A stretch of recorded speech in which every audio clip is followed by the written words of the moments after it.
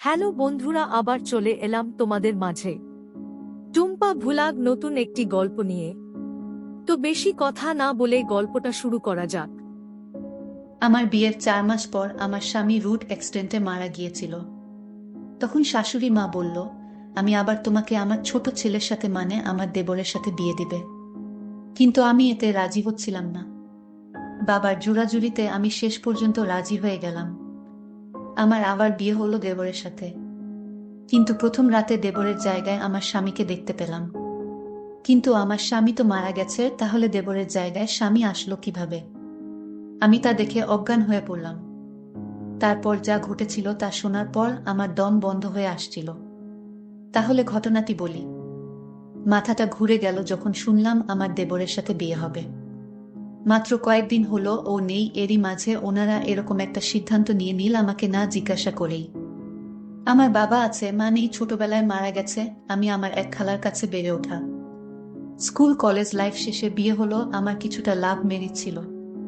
ওর সাথে আমার প্রথম দেখা হয়েছিল একটি বাসে।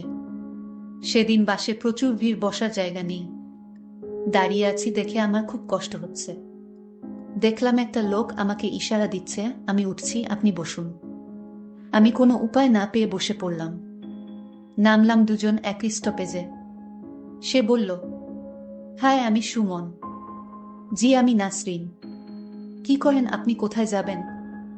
আসলে আমি একটা কাজে এখানে আসছি। আপনি কি করেন? আমি, ওই যে আমার অফিস। ওকে, চলি। সেদিনের পর আর দেখা টেখা হয়নি আমাদের। কিছুদিন পর আমাকে দেখতে আসলো। সুমনের নাকি নাকি সেদিনই আমাকে ভালো লেগেছিল। তারপর খোঁজ খবর নিয়ে সোজা বিয়ের প্রস্তাব। খালা খালু ও আমার বাবা রাজি হয়ে গেল। বিয়েটা বেশি ধুমধাম ভাবে হয়নি, হালকা অনুষ্ঠান করেই হয়েছে। আমি বসে আছি। সুমন আসলো আমার ঘরে। তারপর একটি স্বর্ণের চেইন আমার গলায় পরিয়ে দিল। আমাকে বারান্দায় নিয়ে গেল, বলল, দেখো কি সুন্দর চাঁদনি রাত, আজ সারা রাত আমরা গল্প করব। আমি বললাম, আমার খুব টায়ার্ড লাগছে, আমি ঘুমাবো। না, সে কি করে হয় তুমি জানো না। আজ আমাদের একটি শ্রেষ্ঠ রাত। অনেক কষ্ট করে ঘুমটাকে আটকে রাখলাম। অনেক কথা শেষ করে ঘুমাতে আসলাম। ও আমাকে বলল, যাও শুয়ে পড়ো। অনেক আনন্দ খুশির মাঝখানে চলছিল আমাদের সংসার। কিন্তু অভাগীর কপালে কি সুখ সয়। একটা জ্বর আসলো, আর উঠে দাঁড়াতে পারল না। মাকে ডেকে এনে বলল, মা, নাসরিনকে আগলে রাখবেন। ওকে নিজের মেয়ের মতো ভালোবাসা দিবেন, ওর এই পৃথিবীতে বাবা ছাড়া কেউ নেই। সেদিন রাতেই আমার সুমন চলে গেল আমাকে ছেড়ে।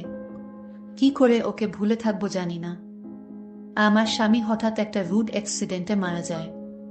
আমি বিধবা হয়ে গেলাম।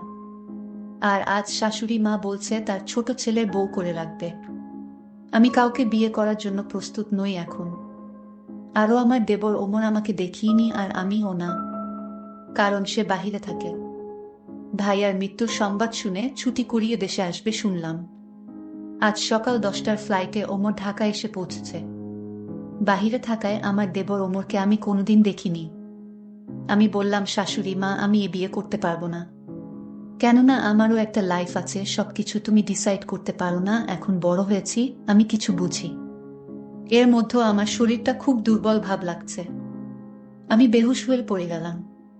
পরে জানতে পারলাম আমি মা হতে যাচ্ছি। খুশি লাগতেছে। এর মধ্যে আমার শরীরটা খুব দুর্বল ভাব লাগছে।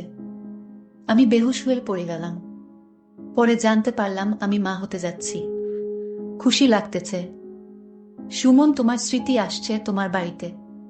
কিন্তু তোমার মা চাচ্ছেন তোমার ছোট ভাইয়ের সাথে আমার বিয়ে হোক, কারণ তুমি মারা গিয়েছ।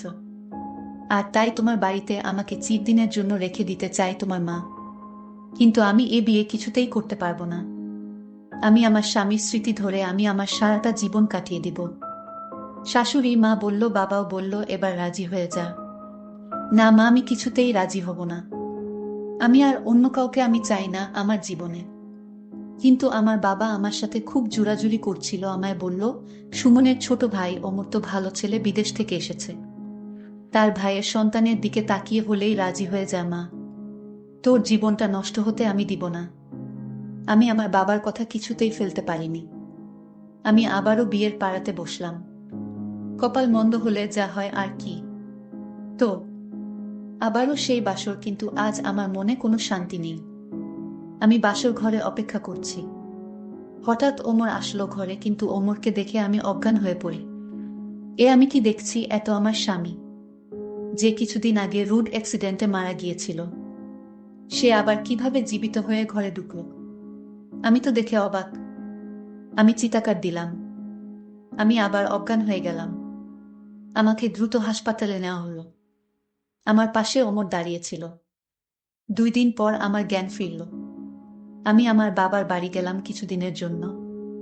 বাবাকে বললাম, বাবা, বাসর রাতে আমার স্বামীকে আমি দেখতে পেলাম আমার দেবরের বদলে। এটা কি করে সম্ভব বাবা? কিছুক্ষণ পর আমাদের বাড়িতে একটা গাড়ি আসলো এবং গাড়ি থেকে ওমর, আমার শ্বশুর শাশুড়ি নামলো। আমি দেখে খুব ভয় পাচ্ছিলাম। আমার শাশুড়ি মা বলল, আরে বৌমা, তুমি এত ভয় পাচ্ছ কেন? আসলে ভুলটা আমারই হয়েছে। আমি যদি আগে বলতাম যে আমার 2টি যমজ সন্তান রয়েছে, আর তোমার স্বামী সুমন দেখতে যেমন ঠিক ওমর মানে তোমার দেবর দেখতে সেই, দুজনকে উদল বদল করলেও ধরতে পারবে না এটা সুমন নাকি ওমর। পরে আমি জানতে পারি তারা যমজ ভাই ছিল। তাই বাসর ঘরে আমি তাকে দেখে ভয় পেয়েছিলাম। আমার কিছুতেই বিশ্বাস হচ্ছে না আমার স্বামী সুমনকে ওমর বলে চালিয়ে দেওয়া যাবে। পরে আমি ওমরের সাথে আবার সুর বাড়ি ফিরলাম। তারপর দিন ওমরকে খুব রাগী রাগী দেখলাম। আমাকে প্রচণ্ড জোরে ধাক্কা মেরে ফেলে দেয় মাটিতে। প্রচণ্ড মাথায় ব্যথা পেলাম। আমাকে অনেকগুলো চড় দিল। আমি বুঝতে পারছি না সে আমাকে এভাবে অত্যাচার করলো কেন। আমি কি দোষ করেছি? আমি কোনো কিছু আন্দাজ করতে পারছিলাম না কেন ও এমন করছে। তাহলে বিয়েটা করলো কেন? আমি কিছুই বুঝলাম না ওমর আমাকে এত আঘাত করছে কেন। অনেক কান্না পেল যে আমার জীবনটাই মনে হয় অভিশপ্ত। কোনো সুখ আমার কপালে নেই। এদিকে মাথা খুব ব্যথা করছে। অনেক সময় পর আমার ঘুম আসল। সকালে ঘুম থেকে উঠে দেখি ওমর আমার পাশেই ঘুমিয়ে আছে। ঘুমন্ত অবস্থায় ওকে নিষ্পাপ মনে হচ্ছে। মনে হচ্ছে যেন এই আমার সেই সুমন। এক চেহারা, একরকম সবকিছু, কিন্তু মনটা বোধহয় এক না। আর হবেই বা কেন? একটা বিবাহিত মেয়েকে কি একটা অবিবাহিত ছেলে বিয়ে করতে চায়? ওর উপরে আমাকে চাপিয়ে দেওয়া হয়েছে। ও হয়তো আমাকে পছন্দই করে না। সকালে নাস্তা টেবিলে খুব ভালো ব্যবহার করলো, হয়তো মা আছে তাই। আমিও মাকে কষ্ট দিতে চাই না, কারণ সে কয়েকদিন আগে তার এক ছেলেকে হারিয়েছে। মা বলল, ওমর বাবা নাসরিনকে নিয়ে ঘুরে আয়। আজ নয় মা, কাল নিয়ে যাব। আমি রুমে আসলাম কিছুক্ষণ পর। ওমর আসল আমাকে বলল, এই মাকে কিছু বলেছিস? না, আমি কিছুই বলি নাই। হ্যাঁ, কিছুই বলবি না? আজ একটা কাজে যাচ্ছি, কাল তোকে ঘুরতে নিয়ে যাব। সেদিন রাতে ওকে দেখে আমার খুব ভয় ভয় করছিল, কিন্তু বাঁচা গেল, কিছুই বলল না। আমি ঘুমিয়ে পড়লাম। আজ সারাদিন ওমর খুব ভালো ব্যবহার করলো আমার সাথে। কোনো রাগারাগি করলো না। বিকেল বেলা একটা শাড়ি এনে বলল, নাসরিন ওঠো, এই শাড়িতে তোমাকে খুব মানাবে। আমি কোনো কথা না বলে আমি নিজেই শাড়িটা পরে নিলাম। কিন্তু মনে মনে ভাবলাম, ওমরের হঠাৎ এই পরিবর্তন কেন? এই তো গত রাতে আমাকে খুব মেরেছিল, আজ যেন ওমর ভালো হয়ে গেছে। এর পিছনে কি কোনো কারণ আছে কিনা? আমি কিছুটা তাকে সন্দেহ করছিলাম। ওমরকে জিজ্ঞেস করলাম, ওমর, আজ তোমার মনটা অনেক ভালো হয়ে গেল কিভাবে? ওমর বলল, আরে মানুষের মন কি সবসময় একরকম থাকে? আজ আমার মনটা খুবই শান্ত। আমি আর কিছু বললাম না। ঘুরতে চলে গেলাম একটা সাগর পাড়ে। সাগর পাড়ের ঠান্ডা হাওয়া আমাকে মুগ্ধ করে দিচ্ছে, মনে করিয়ে দিচ্ছে আমার স্বামী সুমনের কথা। ও আমাকে নিয়ে মাঝে মাঝে এখানে আসত। এর মধ্যে ওমর ফুচকা নিয়ে আসলো। অনেক পছন্দ ফুচকা আমার, খেলাম ও অনেক। এরপর সন্ধ্যায় আমরা বাড়ি ফিরে আসলাম। রাতে ঘুমের মধ্যে শুরু হলো পেট ব্যথা। আমি মনে করলাম অনেক ফুচকা খেয়েছি, তাই এরকম হচ্ছে। ওয়াশরুমে গিয়ে দেখলাম আমার অবস্থা খারাপ। কোনো মতে বাহিরে আসলাম। ঘরে এসে শুনতে পেলাম ওমর ফোনে বলছে, মনে হয় কাজ হয়ে গেছে। দেখলাম পেস রুমে গেল।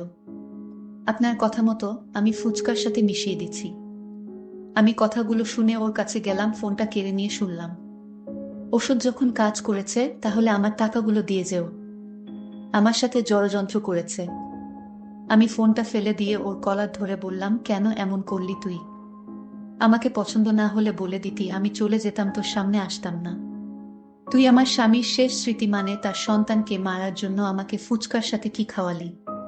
তোর ভাইয়ের শেষ সম্বলটা শেষ করে দিলি। তুই কি মানুষ? এটা তোর ভাইয়ের শেষ স্মৃতি ছিল, আর ওকে তুই মেরে ফেললি।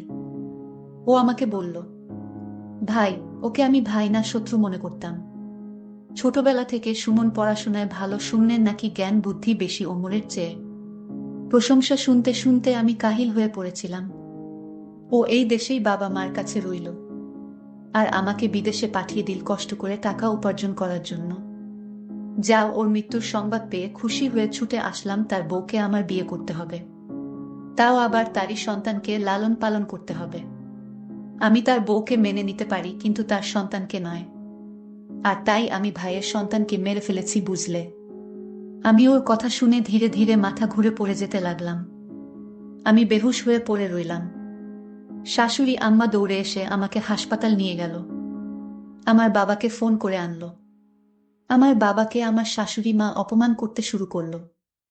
বলল যে আপনার মেয়ের মাথায় কোনো সমস্যা আছে, নইলে কিছুদিন পর পর এরকম বেহুশ হয়ে যায় কেন? আপনার মেয়েকে ভালো ডাক্তার দেখান।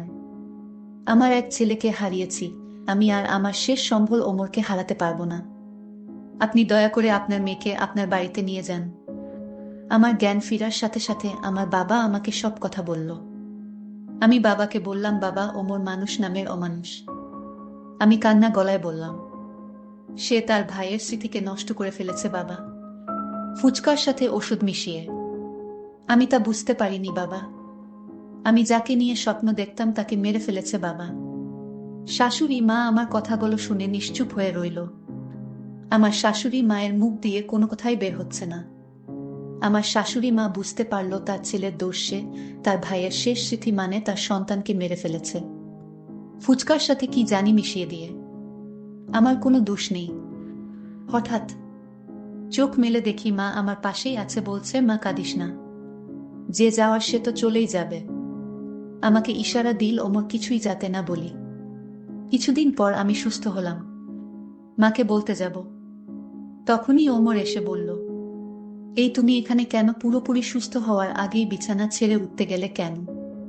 ও আমাকে রুমে নিয়ে বলল, মাকে কিছুতেই এ কথা বলো না। আমি মাকে আর কি বলবো? মা যা জানার জেনে গেছে, কারণ আমি বলতে বাধ্য হয়েছি। তোমার মা আমার বাবাকে দোষ দিচ্ছিল, বলছিল আমার নাকি মাথায় সমস্যা, আর তাই আমি সব সত্য কথা বলে দেই। এই কথা বলতেই ওমর আমার সাথে অদ্ভুত আচরণ করতে লাগলো, কারণ আমি চাই ওকে শিক্ষা দিতে। প্রায় 6 মাস পর ওমর ঘুম থেকে উঠে নাসরিন নাসরিন করছে। সারা বাড়িতে নাসরিন নেই। টেবিলের উপর একটা চিঠি ওমর পড়তে লাগল। প্রিয় ওমর, আশা করি আমাকে আর খোঁজাখুঁজি করবে না। আমি এই দিনটার আশায় ছিলাম, আর আজকের আশায় আমি তোমার শত অত্যাচার সহ্য করেছি। তুমি যেমন আমার কাছ থেকে আমার সুমনের শেষ চিহ্ন কেড়ে নিয়েছ, ঠিক তেমনি আমিও তোমার কাছ থেকে তোমার সন্তান কেড়ে নিয়েছি। হ্যাঁ, আমি মা হতে যাচ্ছি, যাকে তুমি পাওয়ার আগেই হারিয়ে ফেললে। আর মাকেও আমার সাথে নিয়ে যাচ্ছি। তুমি থাকো তোমার রাজ্যে, আমি আমার সন্তানের খুনির সাথে এক ছাদের নিচে থাকতে পারবো না, কারণ আমি তোমাকে অনেক ঘৃণা করি, অনেক। ইতি নাসরিন। নাসরিন মাকে নিয়ে খুব দূরে একটা এলাকায় এসে বসবাস করতে লাগল। 6 মাস পর নাসরিনের কোল জুড়ে একটা ছেলে জন্ম নেয়। ছেলেটির নাম রাখে ইমন। সুমন বলেছিল আমাদের ছেলে হলে এই নামটি রাখবো, তাই নাসরিন এই নামটিই রাখল। আজ ইমনের 4 বছর। ইমন বলল, আম্মু, আমার বাবা কই? নাসরিন সুমনের নাকি ছবিটা দেখিয়ে বলল, এই তোমার বাবা মরে গেছে, আমাদের ছেড়ে চলে গেছেন। ইমনকে জড়িয়ে ধরে অনেক কাঁদল, আর মনে মনে বলল, দেখ ওমর, তুই বেঁচে থেকেও তোর সন্তানের কাছে মৃত, আর আমার সুমন চিরদিন আমার কাছে জীবিত। তবে তোর ছেলেও তোকে ঘৃণা করেই বড় হবে, আর এটাই তোর শাস্তি।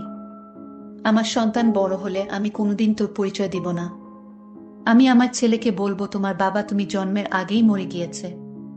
আমি তোর সন্তানকে দিয়ে তোরে কষ্ট দিব।